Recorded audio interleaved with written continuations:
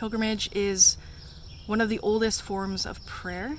It's a holy journey. It's a prayer that we do with our spirits and with our bodies. In the life of Abraham, he left his homeland of Ur in order to follow God in radical dependence on him.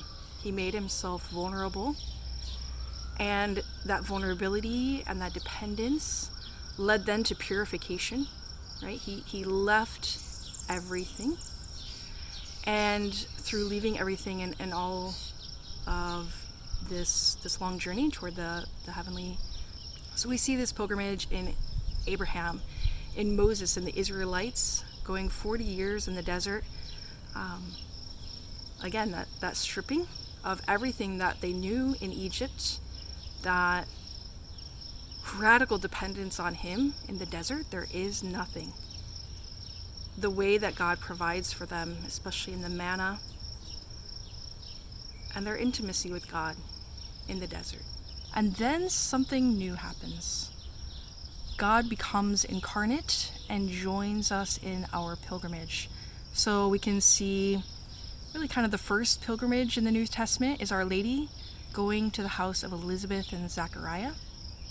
We see the pilgrimage of Bethlehem, the pilgrimage of going into Egypt.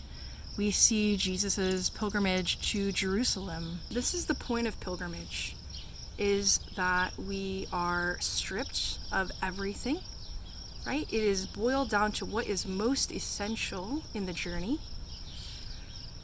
We then have to rely on God with a radical dependence.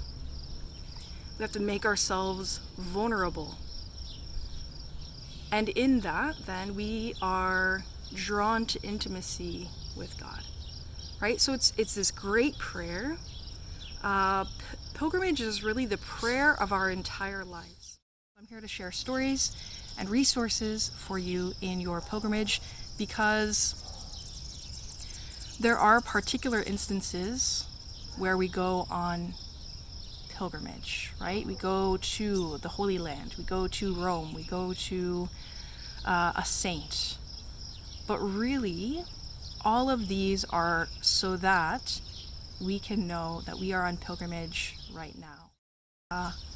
I have some really beautiful stories of God's providence, some really funny stories. You might hear about my arch nemesis, Tim, and a lot of other great resources, so that it can be a help. We can be journeying on this pilgrimage towards the heavenly homeland together.